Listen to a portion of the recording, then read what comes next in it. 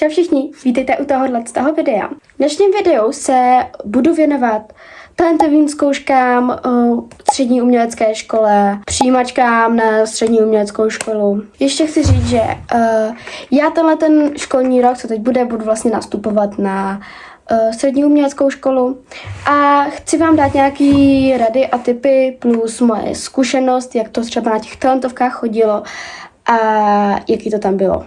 Tohle video točím vlastně takhle na začátku léta pro ty lidi, kteří právě ten školní rok vlastně ty talentovky budou chtít dělat nebo přemýšlí, jestli je budou dělat. Kdybych já tohleto video ještě před rokem viděla, tak bych za něj byla strašně ráda a vděčná, takže buďte vděční. Začala bych asi výběrem té školy. Nejlepší věc, pokud chcete studovat v Praze nebo bydlíte v Praze, jděte na školu Pragenzis, protože máte tam fakt hodně škol a dost z nich je uměleckých. Nějaký jsou teda soukromí, ale nějaký jsou normálně veřejný, nebo jestli se to tak říká, státní. Takže se tam určitě jděte podívat. Jediný problém je, že každý rok tam bývá fakt jako hodně lidí, jakože fakt hodně.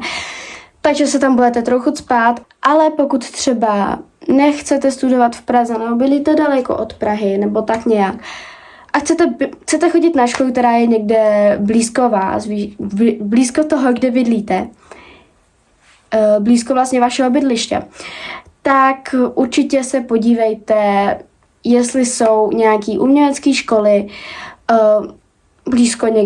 někde blízko toho, kde vy vlastně bydlíte. A nebo pokud už třeba víte přesně, jaký byste chtěli mít tak nějak obor, můžete se podívat, jaký školy ten obor nabízí. Určitě se podívejte na stránky té školy a najdete tam dny otevřených dveří. Myslím si, že každá škola má dny otevřených dveří a umělecké školy mývají i klauzury. Já teda doporučuji se podívat spíš na ty dny otevřených dveří. Klauzury je něco jako výstava. V podstatě výstava obrazů a děl, co dělali ty žáci. Tak je to určitě zajímavý, ale pokud se chcete něco dozvědět o té škole, tak jděte na dny otevřených dveří. Ty pičo, tak teď jsem to málo rozbila. Teď jak to stříhám, tak vám k tomu chci něco doplnit.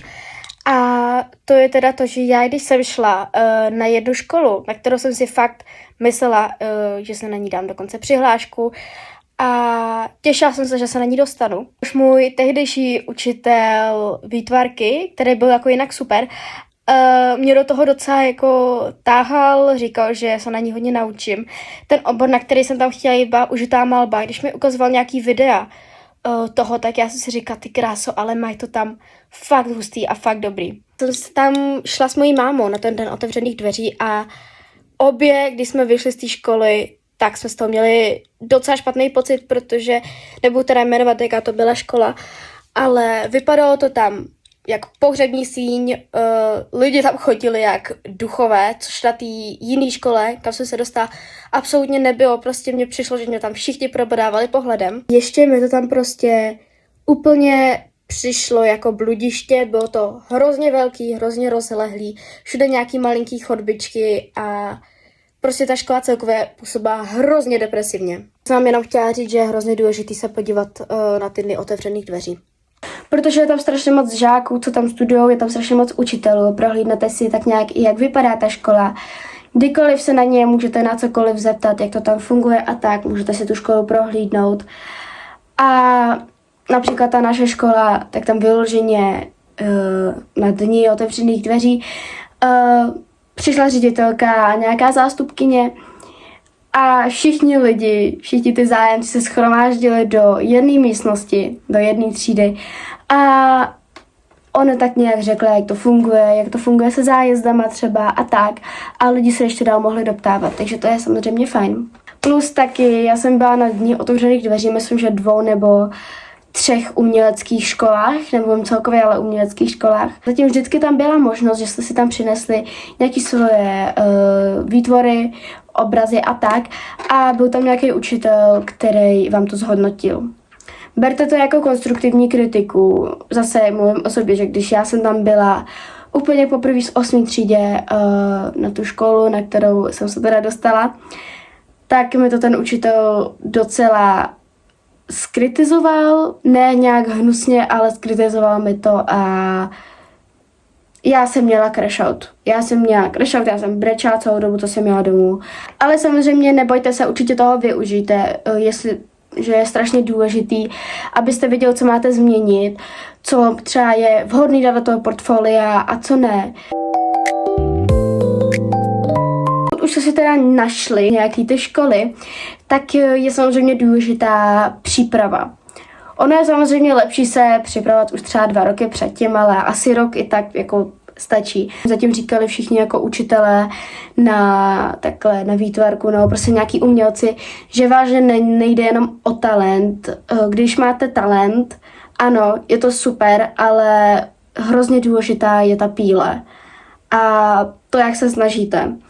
Takže talent opravdu není všechno, i když se tomu říká talentové zkoušky. Takže tuhletu věc jsem třeba udělala já. Podívejte se, jestli ta nějaká vaše škola nemá vyloženě nějaký kurzy. Pokud to vyloženě dělá ta škola, kam se chcete dostat, tak je to úplně nejlepší, protože ten učitel, co to vlastně vede, tak vám i vyloženě jako řekne to, co oni tam chtějí, to, co oni požadují v těch talentových zkouškách a hezky vás i na to tak nějak připraví, jak to tam chodí. Můžete se ho na cokoliv zeptat a v podstatě můžete za ním jít, aby vám zhodnotil nějaký ty práce. Tohle to má několik plusů. Další věc je třeba, že už se tam nějak poznáte s těma lidma a pokud budete mít štěstí a třeba se tam s někým zkamarádíte a oba se na tu školu dostanete, tak už rovnou máte nějakýho parťáka a necítíte se tam tak sami. Co já jsem na těch kurzech byla, tak to většinou bylo na 2,5 hodiny, což jako jo, je to hodně, ale ono trvá dlouho, než doděláte třeba jedno zátiší nebo jednu malbu a myslím si, že bylo nějak asi 10 kurzů, jo. Pokud to zase ta vaše škola vyloženě nemá, tak se určitě můžete jít podívat, jestli něco jiného nenabízí kurzy, třeba přípravu na ty talentové zkoušky právě. A nebo pokud chodíte do zušky, nebo máte dobrýho učitele na výtvarku, což já jsem měla, tak určitě i s ním, s těma učitelema v té zušce a tak, můžete konzultovat nějaké vaše práce. Potom samozřejmě, jestli znáte nějaký lidi, kteří už vychodili nějakou uměleckou školu, nebo tam stále chodí, tak vám taky můžou hodně poradit s tím, co se tam vyžaduje a tak. Můžu vám ukázat, co oni měli v portfoliu a klidně vám i můžou říct, jak to tam vlastně chodí. Teď už bych se přesunula k přípravě na právě ty písemné zkoušky, protože strašně moc škol, včetně té mé, tak nemají vyloženě CERMAT, ale mají vlastně svoje vlastní testy, které zahrnují i třeba nějaký stavební slohy, umělecká díla, architekturu, jinou. Věc, která je hodně důležitá i třeba s tím normálním CERMATem. Prostě se podívejte na stránky té školy, jestli tam mají starý testy z minulých let a vytiskněte si to, zkuste si to vyplnit, abyste tak nějak věděli, co tam po vás chtějí, jaký typy otázek tam budou a co ještě můžete trénovat. Protože já jsem si všimla, že v těch testech na tuhletu školu bývají nejvíc ty stavební slohy. Takže jsem si minulý léta koupila takovejhle deníček, už ani nevím kde, a do toho jsem si napsala všechny možné slohy, co snad existují. Napsala jsem si i, jak jdou po sobě a doporučuju to, protože já jsem si to sama vlastně nakreslila, vyhledávala jsem si to a tak. A myslím si, že tím, jak si to sami píšete a sami kreslíte a vlastně nenecháváte nikoho, aby vám to udělal, tak si toho i mnohem líp zapamatujete. Románský sloh. Jak se to říká, gotický sloh. Renesance. Baroko. Baroko miluju. Další baroko, to je dlouhý. Rokoko. Klasticismus. Romantismus. Jo, zase romantismus, ten je dlouhý. Realismus. Ten je taky fajn, když miluju realismus. Sice je taky skvělá.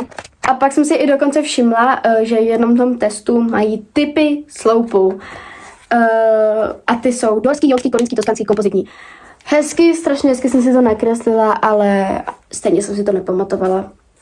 Takže tohle je fajn věc, rozhodně to doporučuji, ještě si to sám psát a kreslit. A abyste se i naučili něco vyloženě z toho umění a nejenom z té architektury, tak je super chodit na výstavy, vyloženě si zjišťovat něco o nějakých slavných malířích.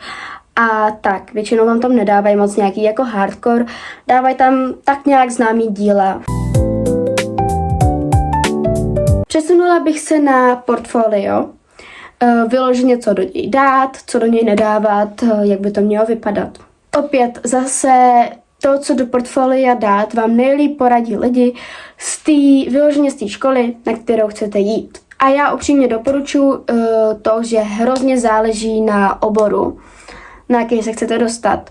Protože jestli třeba se chcete dostat na obor, co já vím, herní malba, herní kresba, něco spojeného třeba že z navrhování her, deskových her, počítačových her, víte co? Tak je něco úplně jiného, než třeba prostě obor užitá malba.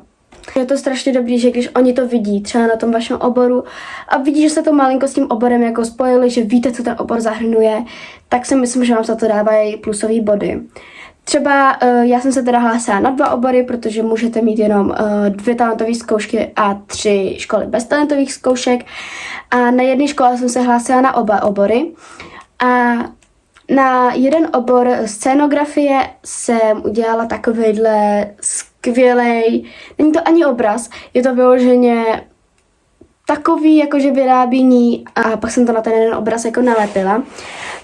Ale já to upřímně hrozně miluju, jsem na to strašně pyšná. Potom ještě vám dám tady další svoje doporučení a myslím si, že něco podobného mi snad i říkal AI a učitel z kurzu. 40% vašeho portfolia by mělo být zátiší, 40% by měla být fantazie a 20% nějaká krajinka. Nebo klidně 10%, to je asi jedno. Zátiší. Asi většina lidí ví, co je to zátiší, ale pokud ne, tak v podstatě je to realismus. Je tam hrozně důležitá ta technika než fantazie. Důležitý vědět tam jakoby stíny, umět pracovat s tím povrchem a tak. Podle mě ideální jakoby zátiší je mít tam několik různých povrchů a materiálů. Nejčastější je, že tam je třeba nějaký jídlo, ovoce, jabko, sklenice, krabice a látka samozřejmě. Látka je strašně taky důležitá. Já si myslím, že pokud se třeba hlásíte na módní návrhářství, což jsem se hlásila já, tak je taky super mít tam hodně zátiší právě ty látky, aby jako věděli, že vy to takhle kreslit umíte. Zátiší by podle mě většinou mělo být tužkou a nebo tím přírodním úhlem. Víte, ale ten já upřímně nesnáším, takže tam toho moc nemám. Fantazie. To bych zase rozdělila na třeba 25% a 15%. Počkej, to byla 25% a 15%. 25% by mělo být normálně prostě na papíru, nějaký obraz, co jste namalovali. Myslím si, že většinou ve fantazii uvítají třeba akvarely, akryly, olejové barvy, tempery. Já mám úplně stejný názor zase jako ten můj učitel na kurz Nesnáším tempery, to je úplně strašně odporná věc a vždycky, když s nima maluju, tak se cítím, jako kdybych prostě byla zase v první třídě. A tam nezáleží ani tolik na technice, na tom, jak je to správně, ale jak si umíte s těmi barvama vyhrát. A pak je super věc udělat něco 3D. Zase to spojuju s tím, že hrozně záleží na tom oboru. Takže pokud jste třeba ušili nějaký úžasný, krásný kousek, kostým, nevím co, tak to stačí jenom nějak hezky vyfotit, dát fotky na ten formát, který je tam požadován, no a můžete to dát klidně na obor módní návrhářství. Samozřejmě tohle není nějaký jako pravidlo, že to musí být vlastně k tomu oboru, ale já to doporučuju. Já to hodně doporučuju. Nebo můžete vyrobit nějakou miniaturu, jestli to říkám správně. Třeba nějaký domeček, hlíny, z papíru, z čehokoliv, co se vám zalíbí. Můžete vyrobit nějakou deskovou hru, to tam nalepit na ten papír, nebo to nějak vyfotit, napsat tam k tomu, co to je. Je fakt strašně moc možností. Jediná věc, v podstatě, kterou oni vyžadují, je ten formát. A potom těch 20% nějaká krajinka. To mi taky doporučoval ten učitel na kurz, že krajinka je strašně dobrá na to, že je to takový odlehčení. Je to v podstatě něco mezi tím tou fantazí, tím, že tam vlastně dáváte ty barvy a zátiším, tím, že vlastně jdete podle té reality. Ale věc, na kterou jsem hodně narazila, je to, že pokud kreslíte nějakou krajinku na podzim, Tak je hrozně důležitý vnímat ty barvy a nemít tam jenom prostě oranžovou, zelenou a hnědou, ale uvědomit si, že ta hnědá není jenom hnědá, ale že tam jsou odlesky třeba červený a tak. Prostě ty barvy se je naučit tak nějak míchat. Samozřejmě nemusí to být perfektní, protože to vás na té škole naučí, ale je super se to naučit nějak jako cítit. A s takovýhlema věcmi vám hodně pomůžou ty lidi na ty kurzy. A pokud oni to tam uvidí, tak poznají, že vy jste se snažili a že jste právě takhle si nechali od někoho poradit. Důležitá věc, jak by to portfolio mělo vypadat. Myslím si, že tam má být jenom 15 kreseb, maximálně, teď si fakt nejsem jistá. Ale vlastně sežeňte si desky. Velikost by měla být, ty krásy teď nevím. A2. Myslím, že velikost by měla být teda A2. Ty desky jsou strašně otravný nosit, já to nesnáším. Ale klidně si je můžete i vyrobit z kartonu. Asi je to jedno, záleží, jestli vypadají ještě v pohodě stavu a tak.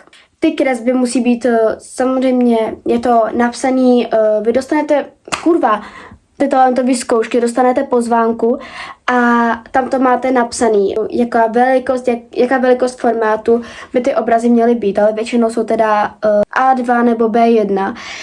Je to trochu složitější. Věc, kterou já jsem tam měla napsanou a byla jsem z ní extrémně zmatená a vystresovaná, bylo to, že tam bylo napsané, že ty normální papíry chtějí ve velikosti A2. Ale pokud to musíte zapaspartovat, a k tomu se ještě dostaneme, co je to pasparta, tak to musí být velikost B1 nebo B2, nevím. Což je absolutní zmatená věc, nechápala jsem to, ale dostala jsem se, takže asi jsem to udělala správně.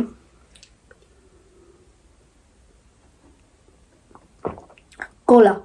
Pasparta vlastně slouží k tomu, že pokud máte třeba obraz menší velikosti než ta A2, to bude na dlouho to říct ještě. Takhle, já jsem to udělala tak, že jsem normálně v papírnictví nakoupila čtvrtky barevné velikosti B2, B1, už ani nevím. Potom jsem si to doma naměřila, jaká byla velikost toho mýho obrázku, který je teda menší. Úplně hezky jsem to tam nakreslila a vyřízla jsem do toho díry.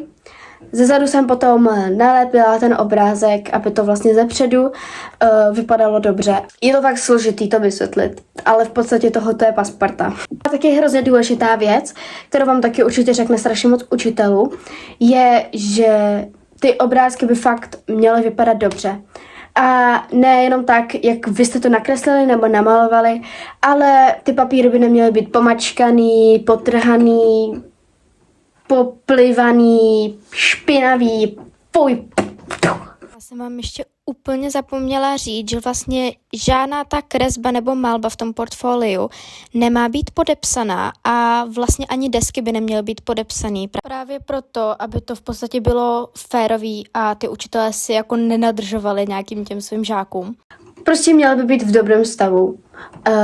Což si myslím, že se tak nějak týká i těch desek, nejsem si jistá, ale v podstatě i tohoto hodnotí. A pokud se to tam dali úplně hnusně, naházeli jste to tam, je vám to úplně jedno, tak oni to tak i budou hodnotit. Protože už jsem viděla několik lidí, kteří jakože byli hodně talentovaní a měli to hezký, ale s tím talentem tak nějak jako hodně počítali a mysleli si, že to tím mají vyhraný. Takže v podstatě se úplně vykašlali na jakoukoliv přípravu, něco prostě nakreslili, nechali to na úplně špatném formátu, ještě takovým tom průsvitném papíru a prostě to tam hodili. Bylo a ještě pomačkaný klidně. Takže vás chci o tohle varovat, že s tímhletím vás nevezmou. Já si ještě takhle dovolím přerušit to video. Cinká mi tu telefon. Každopádně já si teď ještě takhle přeruším dovolit to video, tím, že vám tak nějak ukážu, co já jsem měla třeba v tom portfoliu. Tohle to jsou ty desky, koupila jsem je normálně v papírnictví, je to velikost B2 nebo B1. A takhle to vypadá.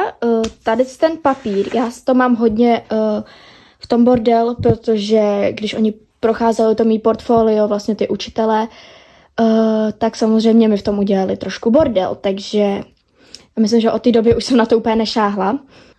Každopádně tohle je jedno z mých asi úplně nejnovějších zátiší, to jsem dělala ještě jako pár dní předtím, než jsem měla vyloženě talentovky. Mojí mámu napadlo, že by tam mohla být tahle bota a krabice a látka samozřejmě, protože je důležité umět hodně ty textury. Právě tu botu jsem tam dala, myslím si, že tohle je nemodní na vyhářství, takže proto jsem tam dala tu botu. Ta bota, ty podpatky mám po mojí mamce, ale hrozně blbě se mi na nich chodí, ale jsou pěkný. Mám tu prostě několik zátiší, tohle je třeba úhlen a tady už mám nějakou tu malbu. Další zátiší, tohle je právě ta pasparta a tohle nevím přesně, co to je, mě to nějaký hnědý úhel, to mi vlastně učitel na výtvarku. A zase tohle je na to modní návrhářství, takže mám tady něco mezi modním návrhem a něco mezi fantazí. Další zátiší, zase v paspartě, zátiší a zátiší. Ta židle mi dala pěkný nervy, nebudu lhát, a opět další zátiší. Fantazie, tohle by se dalo vzít jako pasparta, ale řekla bych, že jsem to udělala docela pěkně, že jsem tady ještě udělala ty okraje a to se mi strašně líbí, ten nápad. Mimochodem, ten obrázek jsem ukazovala jedný takový, to zní divně, ale jedný takový malý holčičce, vlastně vnučka mojí sousedky, která tady u nás byla. Tak já jsem to ukazovala, protože jí zajímaly moje obrázky a vysmála se mi, že tohle je jakože vtipný. Že super. Opět malbu v paspartě. Toto jsem dělala teda na plátno, normálně jsem to chtěla vytisk zátiší, to jsem dělala na kurzu. A tady to je ta krajinka, opět v paspartě. A poslední věc, tohle je něco mezi zátiším a fantazí. Takže to bude všechno. A teď už bych se dostala k části, jak to teda chodilo na těch talentových zkouškách. Ještě chci říct, že teď budu hlavně mluvit ze své zkušenosti a já jsem teda dyskalkulik, jestli někdo nevíte, hodně lidí to nezná. Je to něco jako dysgrafie nebo dyslexie, jenom v podstatě s matikou. Takže jsem měla prodloužený čas a většinou jsem byla vlastně vždycky jsem byla i na normálních zkouškách s Cermatem, tak jsem byla ve třídě s mými lidma, kteří taky měli prodloužený čas. Takže u mě to fungovalo tak, že když byly ty talentovky, já jsem si vzala to svý portfolio, který jsem tam jim chtěla vlastně dát. Přišla jsem do té školy, většinou tam je strašně dlouhá fronta. Pane bože, když vůbec přijdete na řadu. Když teda konečně se tam dostanete, tak řeknete své jméno. Oni to tam mají na takový velký tabuli, najdou vaše jméno a řeknou vám, v jaký vy jste třídě. Oni vás teda pošlou do třídy. V té mý třídě bylo asi jenom 5 lidí, fakt nás tam bylo jako málo, plus teda učitelka. Když teda zjistí, že dorazili všichni, tak on to ten učitel tak nějak vysvětlí, jak to bude chodit. A nejsem si jistá, že si to pamatuju dobře, ale vím, že nám dali takový, myslím si, každý vylosovali své vlastní číslo a myslím si, že já jsem měla 25, ale nejsem si jistá teďkonc. Myslím si, že to bylo 25. A k tomu našemu číslíčku jsme ještě dostali takovej ten nalepovací papírek. A myslím si, že na ten nalepovací papírek jsme napsali to naše číslo a potom jsme napsali nějaký kód k tomu, jaký je to obor. Teď fakt nevím. A na ten druhý papírek s tím číslíčkem jsme napsali naše jméno, myslím, že datum a rok narození a zase ten nějaký kód. To jsme všechny dali ty učitelce, ona si to dala do takové obálky a potom už nám rozdala testy. Pokud se ptáte, proč je to s těma čísličkama, tak je to fakt hrozně důležitý, aby to bylo nezištně. Na ten test teď nechci kecat, ale myslím si, že jsme na to měli 1,25 hodiny nebo 1,5 hodiny, 1,75 nevím. Vážně už nevím, ale mohli jsme končit dřív. Ještě předtím vám samozřejmě řeknou, ať si vypnete mobily, dáte je do tašky a tak. Když jsme to všichni dokončili, tak jsme měli přestávku, mohli jsme tam jít na záchod, cokoliv, všechno. No a potom už jsme tam přišli a dělali jsme zátiší. Další věc, který jsem se hodně divila, že na těch talentovkách jsme neměli velikost B, tu A2 nebo B1, ale měli jsme normálně velikost A3. Což je docela malá velikost a říkala jsem si, že je to nějaký jako moc malý na to. Ale to je to vlastně proto, že tam máte docela málo času a no, abyste se tím zbytečně nějak nesrali a pořádně byste to a mohli jste se na to pořádně vyhrát. Všechny tyhle ty čtvrtky a tak si musíte v podstatě přinést sami. Teoreticky tam asi někdo bude mít něco navíc, ale furt je lepší, abyste se tam všechno přinesli sami. Štětce, barvy, čtvrtky, pastelky, tušky, gumy, všechno. My jsme na obou těch talentovkách to měli tak, že v té třídě bylo vlastně takhle rozeskládaný lavice do takového půlkruhu nebo kruhu a uprostřed byl stůl a na tom zátiší. Takže vlastně Každý měl tu perspektivu, ten pohled na to zátiší úplně jinačí. Myslím si, že mám toho zátiší ještě fotku, tak vám to tady ukážu. No, vím, že z toho zátiší jsem měla docela dobrý pocit, že se mi to líbilo a ještě jsem měla dost času, že jsem to stihla docela rychle. Potom byla zase přestávka a šlo se na fantazijní malbu. Myslím si, že do té třídy přišla nějaká další učitelka, možná to byla i ředitelka. A hezky nás pozdravila, říkala, že nám přeje hodně štěstí a řekla nám téma. První den, co jsem to dělala na jeden obor, tak to téma bylo mnohem lepší než ten druhý den, protože první den to vlastně bylo malý a velký. Druhý den to byly hlubiny, což mi přišlo strašně takový dry, lame, mid, nevím, co všechno, další anglický slova na to. Ale malý a velký bylo dobrý téma. Problém je, že jsme to zase měli časově omezený a byla jsem ve stresu, abych něco jako chtěla vymyslet, ale zároveň pořádnýho a zároveň jako, aby to dávalo smysl, abych to zvládla namalovat. Nakonec to skončilo tak, že jsem namalovala. Měl to být původně medvěd, skončilo to jako kočka, že kočka má piknik s malou myškou.